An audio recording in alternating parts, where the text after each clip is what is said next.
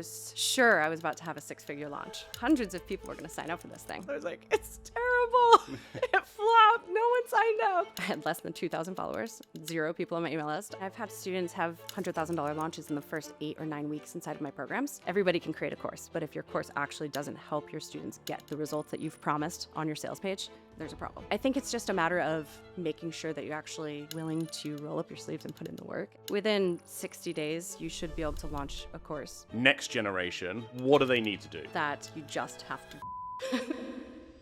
Hi, I'm Ismail Rixon, the CEO of Thrivecart. So I'm here today with Jenni Maroney, one of the most successful coach creators on the Thrivecart platform. Jenni, would you like to tell us a little bit about yourself? Yeah, I was a photographer for 2 decades, and I started out photographing weddings and then families and then newborns. And when the pandemic hit, I couldn't work anymore. And so I started hosting online coaching sessions with other photographers around the country and realized how passionate I was for it, and helping others and seeing their results very quickly made me realize that I could start coaching myself, and gave myself permission to show up more often, and created a mastermind and launched courses, I think 11 courses now, and a group program and one-on-one work, VIP days. We host retreats around the country and haven't picked up my camera sets. So you spent a year on your first course, creating it, going through everything, and you had 6 people sign up. But you didn't stop from there. You decided, I'm going to double down on this, go all in. So what were the things that you learned along that kind of first year, and how did you pivot to really succeeding? At the time, I was sure I was about to have a 6-figure launch. Hundreds of people were going to sign up for this thing. I remember calling a good friend of mine who's a big coach in the industry, and I said, I'm about to have my first 6-figure launch. And she's like, oh my gosh, that's amazing. How many people do you have on your email list now? And I was like, oh, yeah, I don't have anyone on my email list. And she's like, what's your marketing plan? And I was like, well, I don't know. If you build it, they'll come, right? And she's like, no, but good luck. And that's exactly what happened. So we had 6 people sign up, and it was such a flop. I was so embarrassed. I had booked this big trip for my sister and my daughter and I the next day. And so we board the plane. My sister's like, congratulations. I was like, it's terrible. It flopped. No one signed up. But I still showed up, and I gave it my all, because the 6 people that did sign up paid to be there, and I knew that I could deliver. Tweaked, got their feedback, got great testimonials, went back to the drawing board, and I was like, okay, now I need to hire a coach that's successfully done what I'm trying to do, so that I can relaunch this thing and get it into the hands of people that I know need it and will benefit from it. So you didn't really need to change the materials so much. It was more about the actual delivery of the marketing. Correct. That was all it was. It was just a simple tweak. Oh, excellent. So, because obviously now you're helping thousands of people do this, so you are the coach now. So going back, doing that again, what are the things you were like, look, from the start, I would have done this? I think just having a strategy, not trying to DIY it or just throw it up on your website. So many coaches create courses and they just put it on their website hoping that people will come and find it. But you're not just going to stumble across a website and be like, oh, that's the course I've been looking for. Here's $1,000. So you actually have to have some kind of a marketing strategy. And obviously hiring someone that's successfully done what you're trying to do is the best way to avoid all of those mistakes.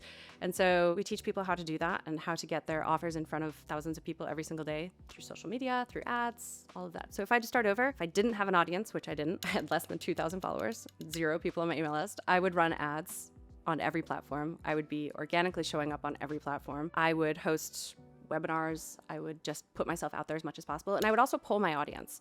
Even if it's only 2,000 people, you'd be surprised how many people are actually sitting there being like, oh, I would love to learn that. You just have to ask the question. So with those 6, how did you like hone in on them once you had established these are the 6 I have? Yeah. I can still do something with this. Yes, There's still absolutely. something that exists and I can pull the testimonials out. And I guess those ones end up becoming your best advocates over time as you get to thousands and thousands, which is obviously where you are now. Out of those 6, I think 4 of them have been in multiple programs, have come to my in-person retreats all around the world. And it's just great to still keep in contact with those people and see how much they've scaled. Still waiting for an invite. So you didn't have your 6-figure launch. You got on the plane. You looked at it, you were going to pop the champagne, you opted for the Prosecco instead, but you have seen people have 5-figure launches before even really getting out there and getting started. What did they do? Did they have their email lists or they built them somewhere else and then they kind of pivot into this? Or is it like you're teaching them to actually like, here's how you build your list from nothing? Yeah, I have 2 different students that enter into my world. Some have been in other programs and they already have an email list, they already have the course, they've tried to launch it, it quote unquote flops. And they're frustrated, but they're not willing to give up, right? And so they come into my program, they're like, I just want the marketing strategy. Teach me the ads, the marketing, the sales strategy. How do I get it out there? There are other people that come in and literally have never created a course or a coaching program. They're not techie, nothing. So those are the people that I am teaching how to run ads and build their email list, build their social media following, gain the trust of their community and really establish themselves as a coach. So at ThriveCart, we see that a lot. We see a lot of people have been successful in their, let's call it, offline career, and then they decide to bring that online because you can go from one-to-one to one-to-many. Is that kind of fairly representative of the demographic of creators that you deal with? They've done something previously. The knowledge is in their head. Yes. It's just unlocking that and putting it down in a way that's kind of digestible for people. Absolutely. And that is my biggest thing. You have to have successfully done what you're trying to go teach. If you've never made $1 million, don't go try to teach somebody how to make $1 million, right? So what, metrics should these people be caring about? So they've got the knowledge, they've got your course. I've seen your course. There's a lot in your course, which is, exactly what you want. You wouldn't want to get into the course and then be like, okay, there's 3 modules here. I'm kind of by myself. What things do you need to be really focused on to be delivering consistent growth? It really depends on where they're at in that process, right? And so if they have an email list, what's your open rate? What's your click rate? Those are your hottest leads. If you get to the end of your email marketing funnel and the same 10 people have clicked on every link in your email and they've opened every one of them, they're your hottest leads. Go connect with them. Go find them on social media. Reach out to them. Another thing is ads. Making sure that you're not spending ads on something that's not actually converting. And so being willing to pivot fast and tweak often is hugely important. Also, once you actually have your program out there, making sure that you're helping your clients see the results. That's a huge one. Everybody can create a course, right? But if your course actually doesn't help your students get the results that you've promised on your sales page, there's a problem. Yeah, and you're probably not going to get there on day one, but on average, how long would you say it takes to get from I have an idea to I've taken a course to, okay, well, I can really start scaling ads now? I mean, I've had students have $100,000 launches in the first 8 or 9 weeks inside of my programs.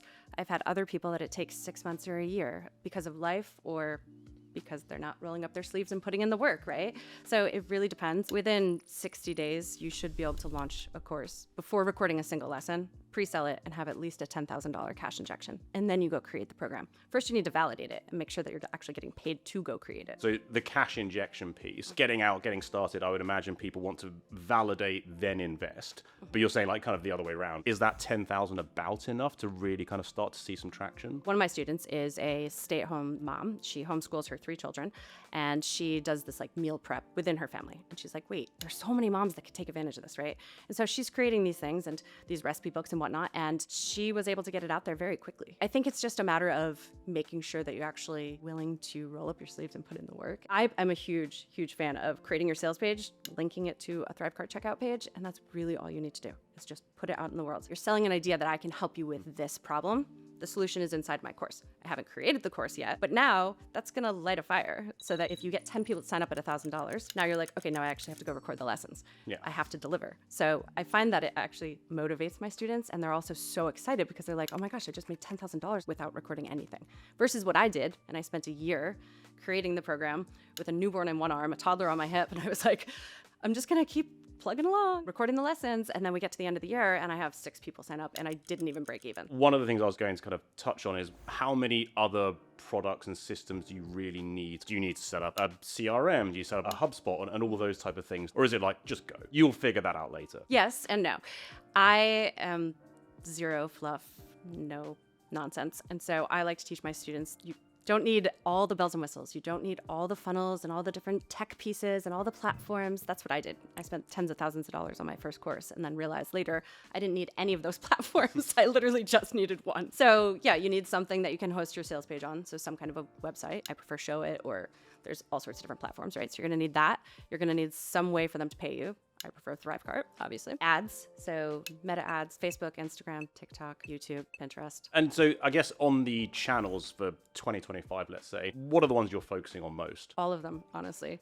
I mean, my team has been harping on me for years because I'm known in the coaching space as the girl that does Instagram ads. And so for years, I didn't post organically at all. And so I would rely on Instagram ads. And then as we saw the business scale with those and crack the code on that, I was realizing very quickly that this is silly. I should be doing this on every single channel. So that whole omni-channel approach. Did you start omni-channel then? Because at the start, it sounds like you were trying everything, and then you kind of honed in on the one that works. And then once you've got that, you go out again. I didn't. I started with Facebook ads. And so I learned Facebook ads inside and out. I wasn't even on Instagram at the time. I was just on Facebook. And then we just recently got on TikTok. And within the last few days, we've scaled to over 1,000 people just running $5 a day ads or whatnot. Personally, if I were to start over, I would start on every platform and just do like a small budget every single day. It doesn't have to be huge. I wouldn't say like spend thousands of dollars every day on ads when you're first starting, because that's a really great way to lose your money fast. Yeah, no, absolutely. And because I've been following your content for a while, and it's very evident you are spending 7 figures a year and above in ads at this stage. But it's so interesting that you're not really like using the platform very much. I think people get like hung up in the sense of, I need to have something that can scale or go viral before I do the thing. Is it just chuck as much at the wall and see what sticks? And is there a point where you're like, okay, that's enough of a metric to be, I should start doubling or tripling down on that? Absolutely. Yes, absolutely.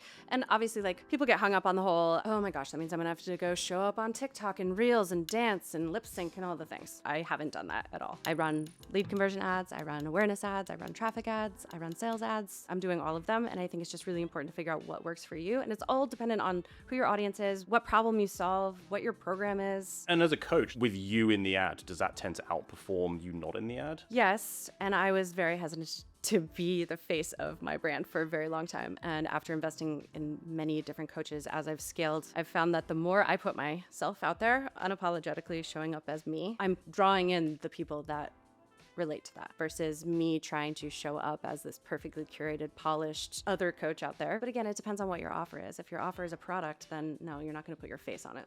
Yeah, no, absolutely. And I guess you then end up attracting the people that you actually resonate and want to work with, especially as a coach, as opposed to, okay, well, this ad wasn't exactly me. I'm now dealing with a person who I don't exactly know how to cater to or necessarily want to cater to, which I think becomes quite important, especially as you start running $1,000, $5,000, $10,000 courses, mastermind retreats. You wouldn't want to turn up to a retreat and realize, actually, I don't like any of these people. On that then, like, AI is now taking over the world. You have a nickname for ChatGPT, which is... G. Okay, so G is heavily involved in your life at this stage. I mean, talk me through that. Like how, what up and down? All across the board. Yeah. Having an argument with my husband, I'm like, listen, G, like, I'm going to need some help. He's got to see it my way. Or client response. We use it for ads. We use it for copy. We use it for sales pages. We use G every day. So you're using it in your ads, you said. I don't know a huge amount about it. So you go to Meta and they're like, oh, we have AI, we do everything, and up and down. Do you still have to be the one? I'm still the one in there. I can't trust that. If there's a dollar associated with it, right, I want to make sure that it's actually converting the way it's supposed to. We use it primarily for copy, and I don't use it for creating the graphics. I've tried, and I'm like, oh. She's really good also at helping you identify who your target audience really is and helping get inside of their head if you use ChatGPT the way that it's intended to be used, right? So we need to talk back to ChatGPT so that it can learn the way you speak, your brand messaging, your voice, how you show up, how you would respond to something. Really getting inside of the head of your ideal client so that it can start to understand that whole problem resolution. And so when it comes to copy specifically, ChatGPT can write a whole sales page for me in 32 seconds, and it sounds just like what I would have said to a potential client. It's insane. And are you using it like helping like create the courses as well, or is it mainly for the ads at this point? Yeah.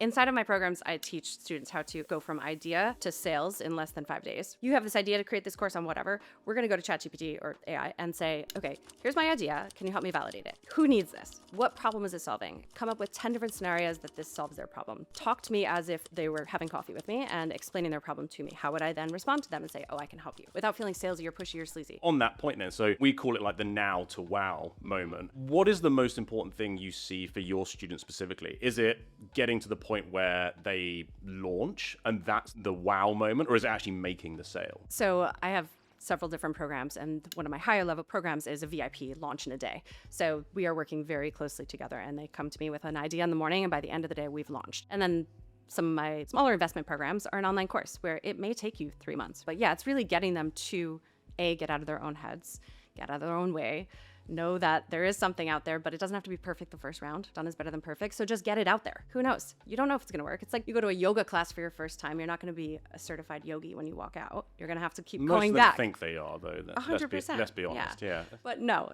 you have to keep going, right? And so same with your first launch may not be your huge 6-figure launch. But if you stop, then you won't have any launch. So for the launch in a day, we truly go from idea to sales page and checkout all connected, and then their social media marketing and how they pull and how they get people into their world. And then it's their responsibility to educate their students that this program will start on February 1st. So it gives them enough time to now go record the lessons. Yeah. No, okay, so that makes sense. You're saying you're getting them in, you give them a You'll get a launch cash date. injection. Yeah, you get the cash injection. That can then be put into the paid advertising that we were speaking about earlier. Yes. And then the idea is to graduate them through the course. I mean, at ThriveCart, we have about 4 million students across 12 million courses. So is about 3 the number that you see for people in terms of like purchasing multiple courses over time? Yeah, absolutely. I think everyone should have a feeder program that moves them up into a middle tier offer and then a high ticket offer as well. Yeah. In my launch in a day, I should also say that I think a lot of people think that they actually have to go sit down, map out all of their slide decks, and then they have to go record it and it has to be perfect and they have to have a film crew and all of that, which is great, but not everyone has the budget to do that.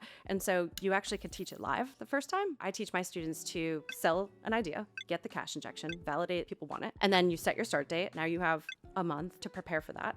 You do a series of 4 or 6 weeks of calls live on Zoom. So it's 1 call a week and it's a sprint. Maybe there's 6 pillars that you have to teach them, 6 pieces of content that you have to deliver to them so that they can go from stuck to result. If you did that over 6 weeks, 1 call a week, you get 10 people in, you're teaching it live, so it's your highest ticket offer, highest level of investment, highest level of access to you. Now, maybe your course wouldn't have been $1,000. Maybe your course was gonna be $400. But if they have access to you, they're gonna get faster results, right? So now it's a sprint of 6 weeks.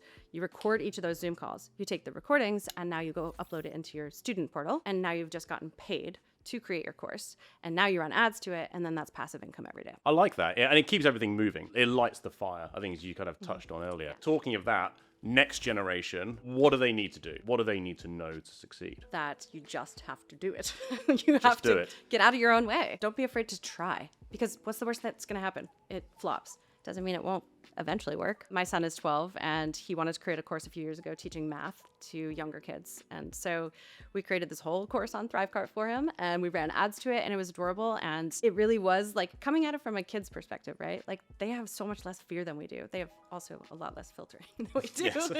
but they're not afraid to try. So I always tell my students, I'm like, go at it with like my son's approach. Just try. And done is better than perfect. It does not have to be a whole production. It doesn't have to be this whole thing, right? And then number 2, start growing your audience from day one. If you have a following of 500 people on Instagram, are you going to have a $100,000 launch next week?